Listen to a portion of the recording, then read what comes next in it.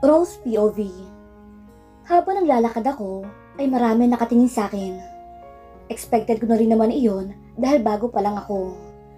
Mangha-mangha ako sa laki ng company ni na Adrian, Sir Adrian. Sumakay kami sa elevator at pinindot niya ang number 14 sa button.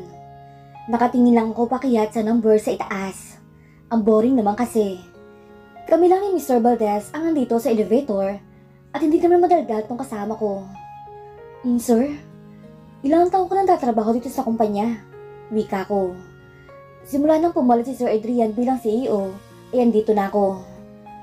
Okay. Pagkatapos nun, ay naging tahimik uli kaming dalawa. Meron ka na bang girlfriend, sir? Hindi ko alam kung bakit ko natanong yun. Sobrang naiinip lang ata ako. Miss Castro, iwasan natin magtanong ng personal kapag andito tayo sa kumpanya. Seryoso na saad ang binata. Pwede naman niyang sabihin meron o wala. Sungit naman. Wika ng dalaga sa kanyang sarili. Naintindihan ko po, sir. Pasensya na po. Tumahimik na lamang ako at hinintay na makarating kami sa floor na pupuntahan namin. Nakahinga ako ng maluwag nang makarating na kami. Lumabas na kami ng elevator at naglakad ulit. Hindi rin naman malayo at nakarating na kami. Binuksan ni Mr. Valdez ang pinto at pinauna akong pumasok. Sobrang ganda at malinis ang office niya. Parang bagay sa isang CEO. Sigurado mas maganda at malawak pa dito ang kay Sir Adrian. Please have a seat, miss. Ani niya. Umupo ang binata sa upuan niya at umupo na rin ako sa tinuro niyang upuan. Binuksan niya ang envelope na binigay ko sa kanya at binasa ang resume ko. Ilang sandali pa ay binaba niya ang resume at tumingin sa akin. Ang totoo, alam ko na malapit ka na ang kaibigan ni Ma'am Glyza. Confident ka ba na matatanggap ka dahil sa connection mo? Napatingin ako sa binata. Totoo na kaibigan ako ni Glyza. But hindi ko gagamitin yun para matanggap ako sa trabaho na gusto kong pasukan. Gusto kong matanggap dahil sa kakayahan ko. Saad ko naman. Ayoko rin naman gamitin ang pagkakaibigan namin ni Glyza para lang sa sariling kagustuhan ko. Okay, so sa tingin mo, bakit karapat-dapat ka sa posisyon na to? Kung pagbabasehan ang experience na mayroon ako at sobrang minahal ko talaga ang trabaho ko, lalo na ang katrabaho ko. Gusto mo ba, sir, na mahalin na rin kita? Joke lang po. Napangiti ako dahil nakita kong nagulat siya. Be professional, Miss Castro. Ani niya. Joke lang naman po, Sir Valdez. Mahal ko po talaga ang trabaho ko at I will do everything my best sa kumpanya. Wika ko.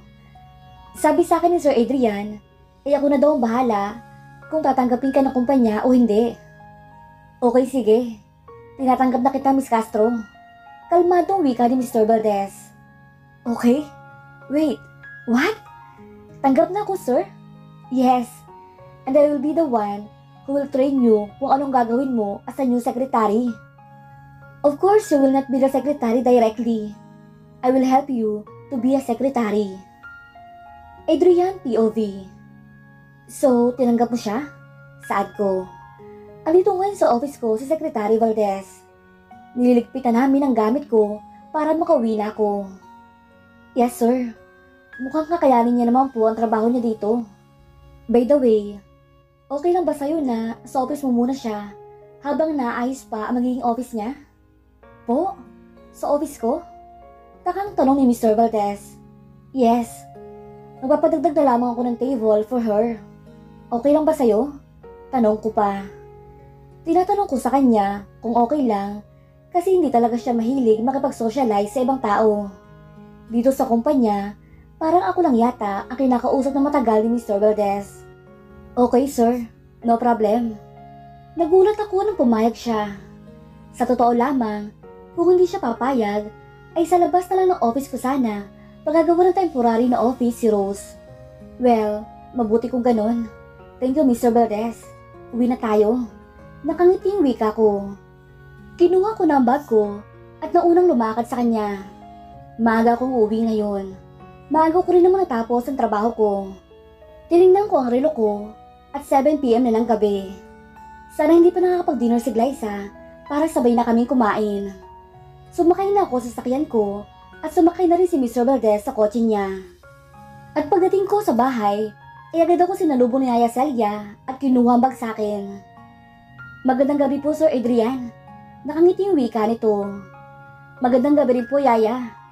Nauna na siya naglakad sa akin at inakit na ang bag ko. Pagdating ko ng dining area, inaabutan ko pang kumakain si Glyza. Andito ka na pala. Maaga kaya yata ngayon, wika niya.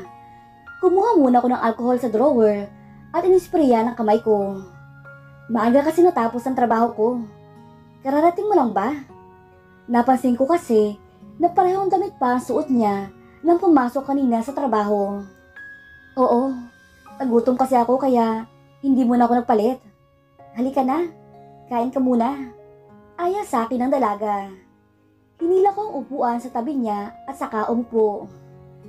Nakababa na rin si Yaya Celia at pinaghahanda ko ng pagkain ko. Nakakatuwa naman kayong tingnan na magkasama, Sir Adrian at Ma'am Glyza. Nakangiti na sa atin Yaya Celia. Ngumiti lang kami ni Glyza at nagpatuloy na sa pagkain. Karen POV. Ma'am, nasa labas pa rin po si Sir Luis. Ayaw po talagang umalis. Wika ng aking kasambahay. Kanina pa kasi nasa labas ng gate si Luis. Gusto raw niya ako makausap. Sa totoo lang, wala naman kaming dapat na pag-usapan pa.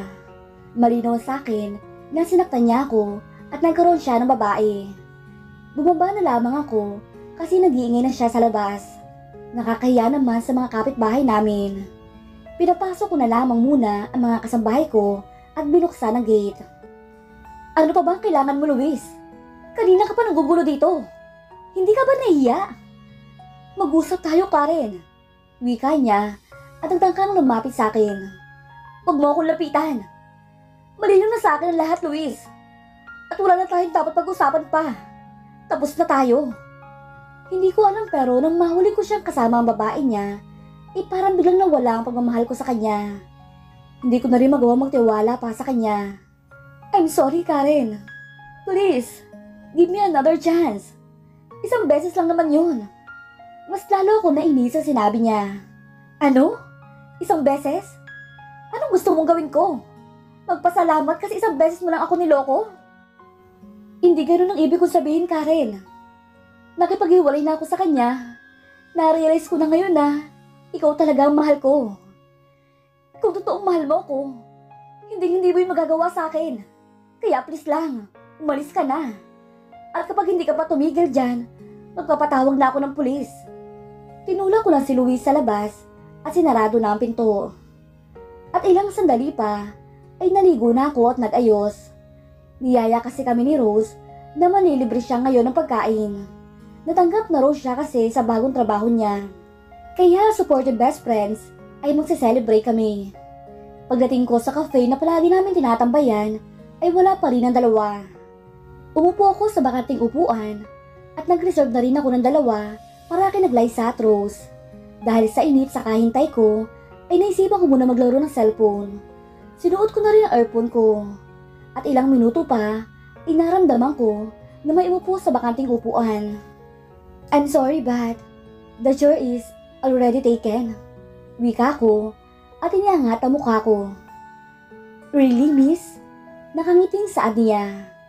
Noon kinikilig ako tuwing humingiti siya sa akin, pero ngayon ay naiinis na ako. Hindi ka ba titigil? Naiinis na wika ko. Just give me another more chance, babe.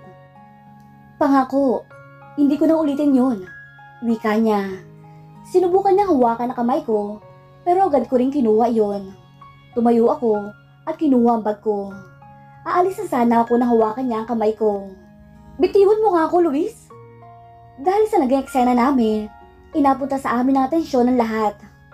Babe naman. Magsasalita na sana ako na may biglang lumapit sa amin at kinuha ang kamay ko sa pagkakahawak ni Luis. Pare, kapag sinabi ng babae na ayaw niya, huwag mo nang pilitin. Wika niya. Nagulat ako kung sino ito. Nakilala ko siya kagad dahil sa tangkad niya at boses niya. Wala kang pakialam dito. Umalis ka nga dyan. Galit na wika ni Luis. May pakialam ako pare. She's the one best friend of my favorite cousin. Paano ko hayaan na pilitin mo siya? Pilitin? Wala naman akong ginagawa sa kanya. Pare, hinawakan mo siya na walang pahintulot niya.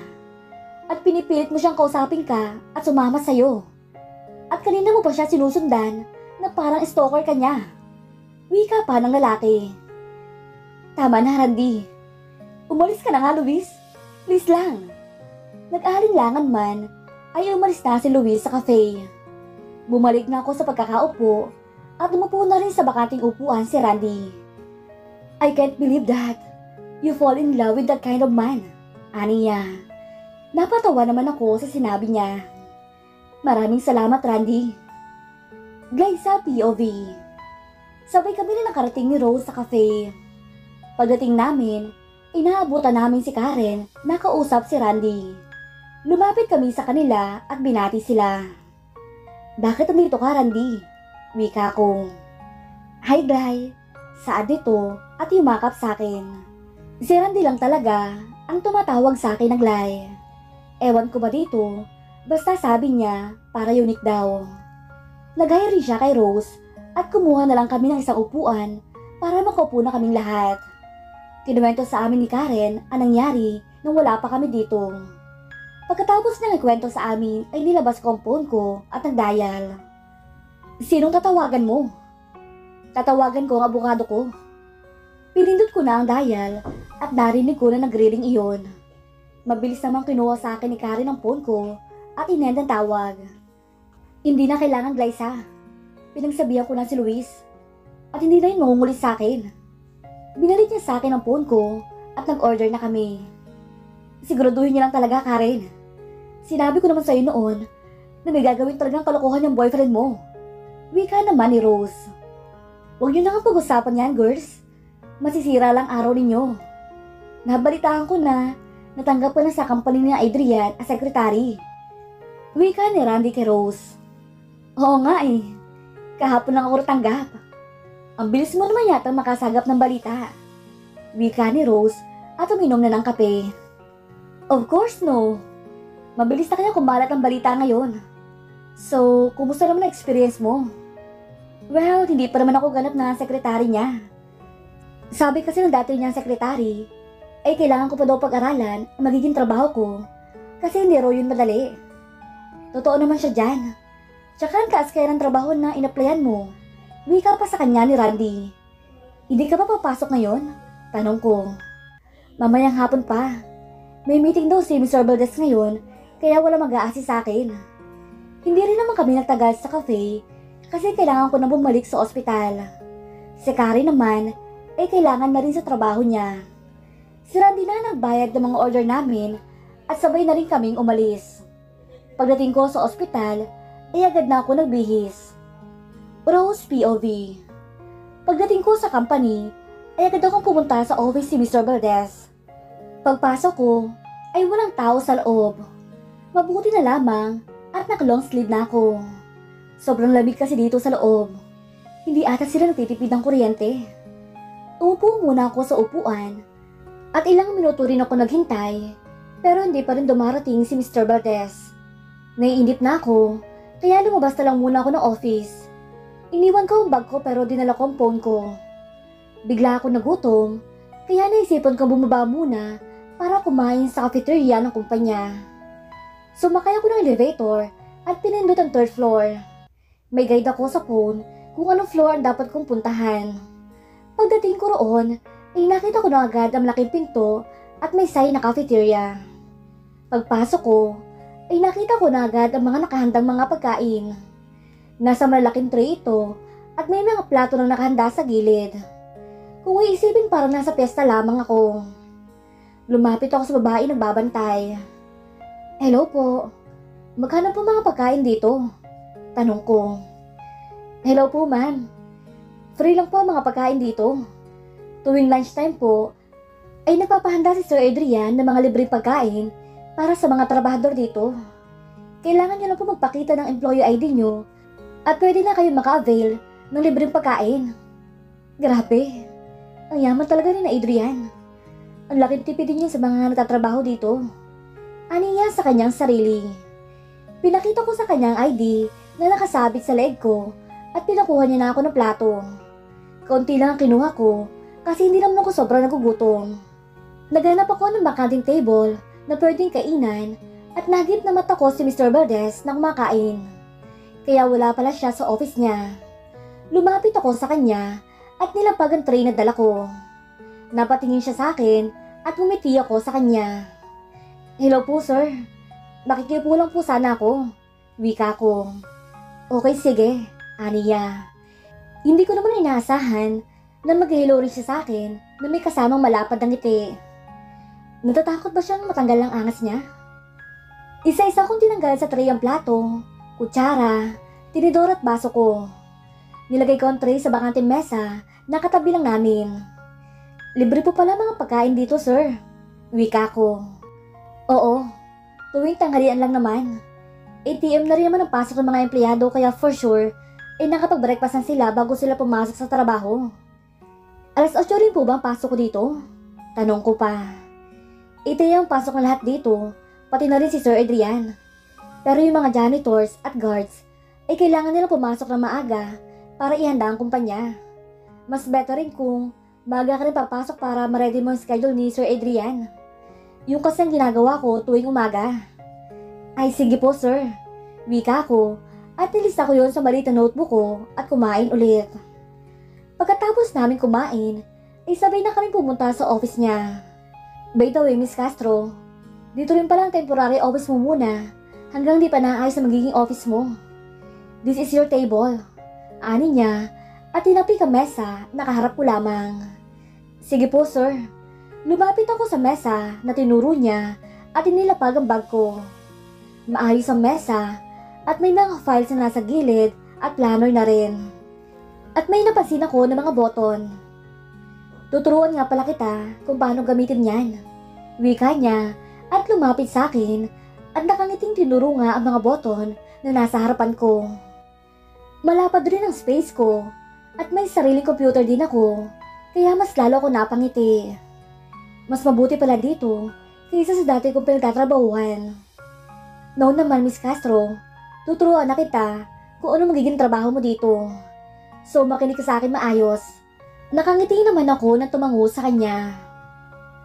At dito na po nagtatapos ang kabanata ng ating kwento. Please like, share, subscribe for more updates. Maraming salamat po.